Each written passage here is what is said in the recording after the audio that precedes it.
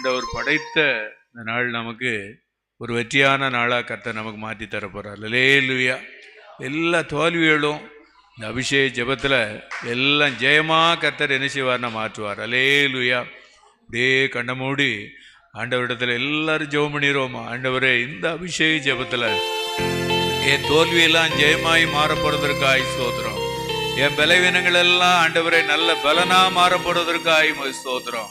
ஆண்டவரே, எங்க வெட்கத்துக்கு பதிலாக ரெண்டத்தனையான பலனை தந்து நீர் எங்களை ஆசீர்வதிக்க போறதற்காய் ஸ்தோத்திரம். ஆண்டவரே, இந்த அபிஷேக ஜெபத்துல நீர் எங்களை அப்படி நடத்த போகிறீரப்பா.